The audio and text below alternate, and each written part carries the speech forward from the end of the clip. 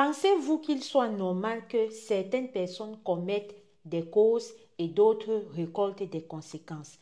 L'histoire mystique de la sœur d'aujourd'hui nous amène à réfléchir parce que ce qu'elle vit ainsi que ses sœurs, pratiquement tous les membres de sa famille, n'est clairement pas la récolte de ce qu'elles ont sémé, mais la récolte de ce que peut-être leurs aïeux avant elles ont sémé, et c'est ça qu'elles sont en train de lire maintenant.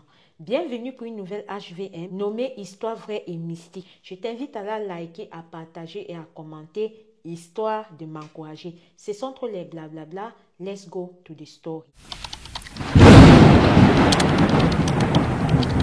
La sœur qui me racontait cette histoire a commencé par dire qu'elle aimerait bien sensibiliser les filles. Elle aimerait dire aux filles qu'il y a certains signes que quand vous observez, il ne faut pas négliger. En l'occurrence, ce qu'elle va nous détailler dans cette vidéo. Elle a commencé son récit par cette phrase-ci là.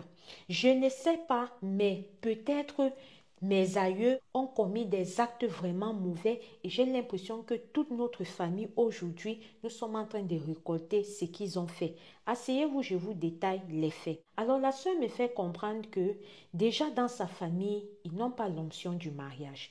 Déjà dans sa famille, quand une personne se met avec un homme, ça ne va pas. Du genre, ça va faire les 2 mois, les 3 mois, la relation va s'arrêter.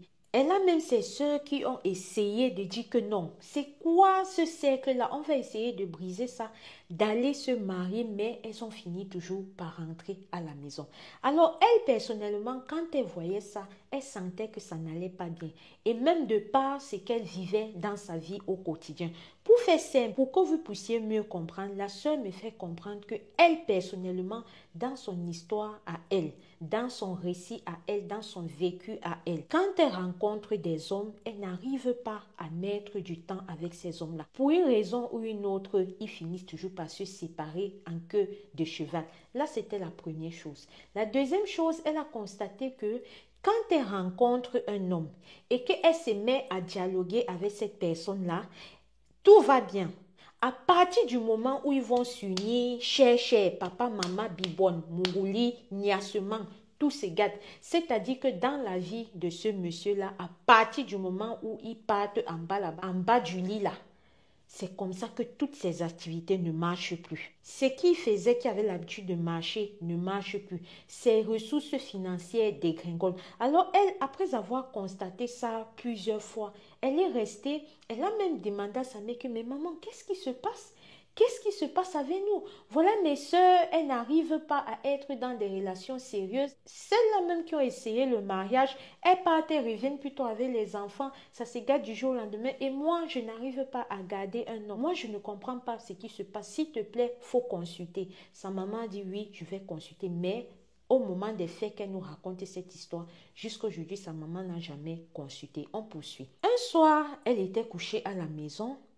Au cours d'un de ses songes, voilà, elle rêve qu'elle se retrouve dans son village. Alors, dans ce village-là, elle n'était pas toute seule. Elle était avec ses sœurs et ainsi que sa mère. Non loin, elle voit un vieillard monsieur qui approche.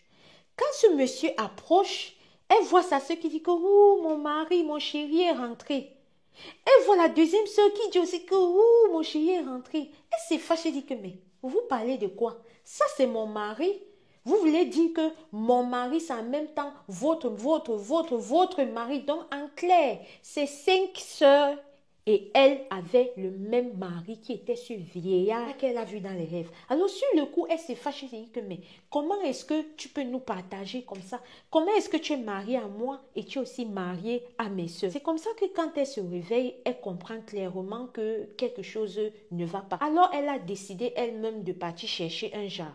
Alors, quand elle s'en va chercher façon dans un mouvement, on lui fait comprendre que elle a un mari de nuit. Et que ce mari-là, on voit même qui a attaché autour de ses reins quelque chose comme un serpent qui vraiment fait en sorte que n'importe qui, n'importe quel homme, n'importe quel sexe masculin qui s'approche à elle afin de pouvoir repousser Il fait en sorte que la personne là entre vraiment dans des cycles de perte d'argent, de choses négatives, afin qu'il puisse partir. C'est comme ça que quand elle a appris ça, elle était vraiment déboussolée et tout. Et on lui fait clairement comprendre que la seule chose qui pourra vraiment t'aider, il faut prier, mettre tes genoux au sol, tu invoques l'Éternel, il va t'aider. Alors quand on fait comprendre ça à la sœur, c'est comme ça qu'elle décide réellement d'appliquer et de partir à l'église. Quand elle arrive là-bas, elle fait la rencontre d'un jeune homme qui est aussi venu pour se recueillir.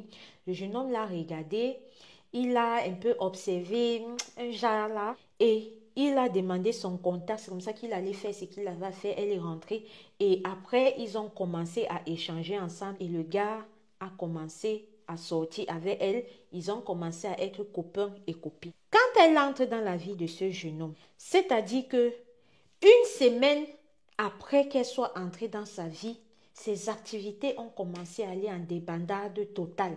Ses activités ont commencé à descendre. Sur le coup, le gars ne le lui a pas dit parce que tel qu'elle m'a expliqué, elle a dit que si le gars l'avait expliqué ça, elle aurait arrêté la relation. Mais le gars a expliqué ça plus tard et vous allez comprendre pourquoi est-ce qu'il a expliqué ça plus tard. Donc, quand elle rencontre le gars, rien ne va pour lui, les choses se passent mal, mais le gars ne lâche pas. Alors, c'est comme ça qu'elle est restée. Elle a vu que les choses n'allaient pas, Un jour, elle a décidé de parler un peu avec le gars. Je ne sais pas si c'est que tout ce qui t'arrive là, ce n'est pas peut-être de ma faute. Tu sais pas le passé, j'ai été avec des gens, ça s'est passé comme si, nanani, nanana, ça s'est passé comme ça, voilà, voilà, voilà. Et je pense que peut-être depuis que nous sommes ensemble, tout ce que tu fais, si ça ne va pas, peut-être que quelque part, c'est de ma faute. Alors, c'est comme ça qu'elle a voulu libérer le gars. Le gars lui dit que non, je ne vais pas t'abandonner dans ça, je ne vais pas te quitter, je sais un Dieu vivant et je sais que ça va aller. C'est là où le gars lui fait comprendre que, est-ce que tu sais même que quand on a commencé à mieux se connaître mieux, la nuit là, quand je dormais, j'ai fait un songe que j'ai vu un cocotier que je voulais grimper. J'essayais de grimper, mais je n'arrivais pas. Et c'est comme ça qu'il y a un monsieur qui est venu derrière moi, me dit que l'arbre que tu veux monter là, le cocotier que tu veux monter là, ça ne peut pas se faire. Il y a trop d'épines sur ça, tu ne vas jamais arriver. Il faut laisser ça, tu passes à autre chose. Alors quand le gars est entré en méditation, il a clairement pu comprendre que ce cocotier-là me représentait, que ce cocotier-là, c'était moi en clair qu'on lui demandait de me quitter. Et c'est là où il m'a fait comprendre aussi comment est-ce que ces activités et tout. Pour que vous puissiez mieux comprendre, ce garçon vraiment, c'est quelqu'un de très intelligent, quelqu'un de très charismatique, quelqu'un de très entrepreneur. Et j'ai toujours dit au fond de moi, et je le lui dis toujours, que tu seras quelqu'un qui ira vraiment loin.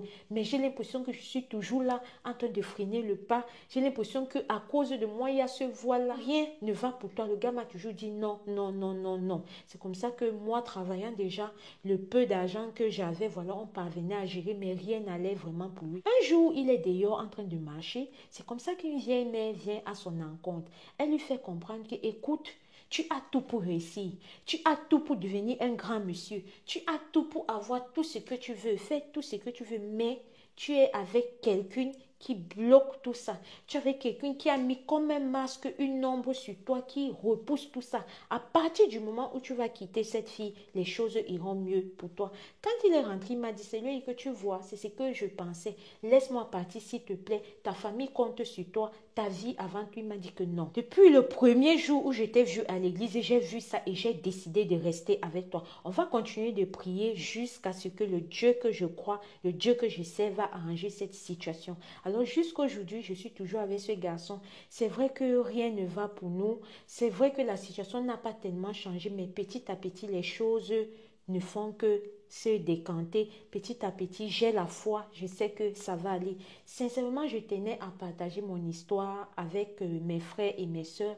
Parfois, vous pouvez rencontrer certaines personnes qui naturellement, elles bloquent des choses dans votre vie. C'est pas parce qu'elles veulent, mais peut-être elles font partie d'une lignée qui a tellement commis des dégâts et les choses se répercutent sur elles. Si c'est que vous avez la patience et vraiment la foi pour pouvoir l'aider, ne l'abandonnez pas. Mais vraiment les filles, il faut savoir vraiment observer les signes. Il y a tellement de signes que quand tu restes, si tu ne vois pas, essaye de faire quelque chose histoire de pouvoir arranger ta situation. Donc moi jusqu'à aujourd'hui, cette situation dans ma famille, ça a perdu toujours. Aucune de mes soeurs n'est mariée, aucune cousine, tout ça. toutes, elles s'en vont, elles font des enfants, elles reviennent dans la maison familiale avec ça. Mais vraiment, comme je vous ai dit, tant qu'on vit, il y a espoir. Le Seigneur s'est battu pour nous. Donc, tant qu'on vit, il y a espoir. Et j'espère vraiment, mettez-moi en prière, que ça puisse aller pour mon homme et moi. Et qui sait que je puisse être la première mariée officielle à l'église et devant monsieur le maire de ma famille. Shalom. Alors la famille, voilà cette histoire de la sœur. Et maman, si ce que j'ai oublié certaines parties, vraiment ne te fâche pas.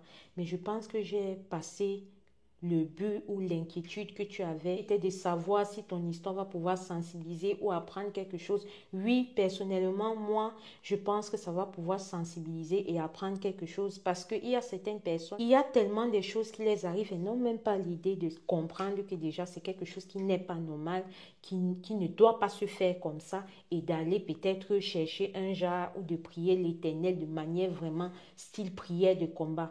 Donc vraiment, rassure-toi, ton histoire, même si c'est que ce n'est que 1000 personnes qui vont regarder, ou même si c'est 20 000 personnes, qu'importe le nombre de personnes qui vont regarder, je sais qu'ils n'en sortiront pas bredouille de cette histoire.